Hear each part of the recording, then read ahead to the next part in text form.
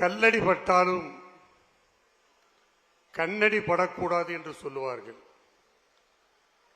அப்படி கண்ணடிக்கு கூட திஷ்டி பரிகாரம் உண்டு. ஆனால் அரசியல் எதிரிகளினுடைய சொல்லடிக்கும் துரோகிகளுடைய சொல்லடிக்கும் ஈடு கொடுத்து அதற்கு தக்க பதிலடி கொடுத்து அவருடைய சொல்லடிக்கெல்லாம் பதிலளிக்கிற வகையில் கடந்து செல்லுகிற நம்முடைய கழகத்துடைய பொதுச் செயலருடைய அதாவது அசாத்திய துணிச்சலை, புரட்சி தலைவர் எம்ஜிஆரிடம் கண்ட அந்த துணிச்சலை, புரட்சி தலைவர் அம்மாவிடம் கண்ட அந்த துணிச்சலை நாம் அவரிடம் பார்த்து வியந்து கொண்டிருக்கிறோம். கியூபா நாட்டினுடைய முன்னாள் அதிபர் பிடில் காஸ்ட்ரோ ஒருமுறை சொன்னார், அதாவது உம்மை யார் யார் அதிகமாக விமர்சிக்கிறார்களோ அவர்களெல்லாம் உம்மை பார்த்து பயப்படுகிறார்கள் என்று சொன்னார். எனவே இன்றைக்கு நம்முடைய கழகத்துடைய பொதுச் செயலரை பார்த்து அனைத்து அரசியல் கட்சிகளும் அதனுடைய தலைவர்களும் நம்முடைய துரோகிகளும் இன்றைக்கு பயந்து போய்தான் இருக்கிறார்கள். 2 நாட்களுக்கு முன்பு மதுரையிலே தமிழ்நாட்டுடைய முதலமைச்சர் திரு ஸ்டாலின் அவர்கள் பேசுகிற போது சொன்னார், அவர் உறங்காமல் உழைத்துக் கொண்டிருக்கிறாராம். அது உண்மை அல்ல. அவர் உறங்காமல் உழைத்துக் கொண்டிருப்பதாக சொல்லுவது உண்மை அல்ல. அவர் உறங்காமல் இருப்பதற்கு என்ன காரணம் என்றால் நம்முடைய பொதுச் செயலாளர் அவரை தூங்க விடவில்லை என்பதுதான் உண்மையான கருத்து. ஆனால் இன்றைக்கு நம்முடைய இயக்கத்தை பொறுத்தவரையில் மிக பலமான இயக்கம். இங்கே கூடியிருக்கிறவர்கள் மட்டுமல்ல,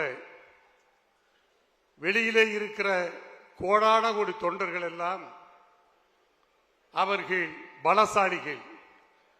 ஆனால் ஒரு பலம் வாய்ந்த இந்த இயக்கத்தை பலசாலிகளான நம்மை இன்றைக்கு எதிர்க்கட்சியினர், குறிப்பாக ஆளுகிற திமுக கட்சியினுடைய தலைவர்கள் திட்டமிட்டு நம்மை பலகீனப்படுத்துகிறார்கள். அரசியல் விமர்சகர்களை, பத்திரிகையாளர்களை, ஊடக நண்பர்கள் எல்லாம் விட்டு நம்மை பலகீனப்படுத்தி காட்டிக் கொண்டிருக்கிறார்கள். ஆனால் நம்முடைய பலத்தை நம்முடைய தொண்டர்களும் அவர்கள் சொல்லுவது சில நேரத்திலே சோர்வடைகிறார்கள்.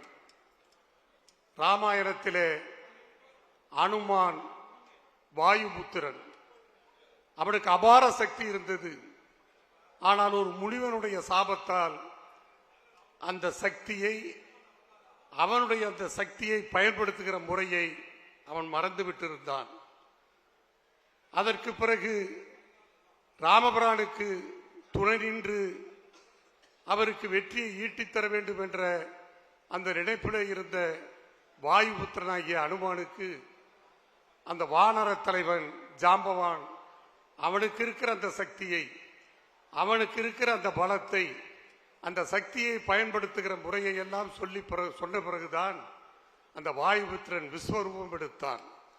அதை போல இன்றைக்கு வரலாற்று சிறப்புமிக்க இந்த பொதுக்குழு செயற்குழு கூட்டத்தில் நம்முடைய கழகத்துடைய பொதுச் செயலாளர் அவர்கள் நமக்கு இடுகிற அந்த கட்டளைகள், அவர் எழுப்புகிற அந்த வீர முழக்கம் நிச்சயமாக நமக்கு ஒரு உத்வேகத்தை கொடுக்கும் என்ற நம்பிக்கையிலே நீங்கள் இருக்கலாம். எனவே அந்த வகையில் அனுமான் எப்படி வாயுபுத்திரன் விஸ்வரூபம் எடுத்து ராமபிரானுடைய வெற்றிக்கு வழிவகுத்து அந்த வெற்றியை ஈட்டித்தந்து அயோத்தியிலே, அதாவது ராமனுக்கு பட்டாபிஷேகம் சூட்டுகிற அந்த விழாவிலே ஆனந்த கண்ணீர் வடித்தாரோ, அதை போல எனக்கு முன்னாடி நம்முடைய அன்பு சகோதரி வளர்மதி அவர்கள் சொன்னதைப் போல 2026 தேர்தலில் நாம் மிகப்பெரிய வெற்றியை நாம் ஈட்டித் தந்து நாட்டு மக்கள் எதிர்பார்க்கிற அந்த முதலமைச்சராக, நாட்டு மக்கள் நம்பிக்கையோடு எதிர்பார்த்து கொண்டிருக்கிற இந்த நாட்டினுடைய மக்களை காக்கிற அந்த முதலமைச்சராக நம்முடைய கழகத்துடைய பொதுச் செயலாளர் அவர்களை முடிசூட்டுகிற அந்த நிகழ்வை பார்த்து நாம் எல்லாம் மகிழ வேண்டும். எனவே இன்றைக்கு இந்த பொதுக்குழுவிலே அவர் ஆற்றுகிற அந்த வீர உரையை கேட்டு நாம் எல்லாம் விழிப்போடு இருந்து இந்த தேர்தலை எதிர்கொண்டு நாம் அந்த மகத்தான வெற்றியை அவருக்கு ஈட்டித் தந்து அவரை முதலமைச்சர் ஆக்குவதுதான் நம்முடைய குறிக்கோள், நோக்கம், இலக்கு என்பதை மனதிலே வைத்து செயல்பட வேண்டும் என்ற அந்த அன்பான வேண்டுகோளை உங்கள் முன்னாலே வைத்து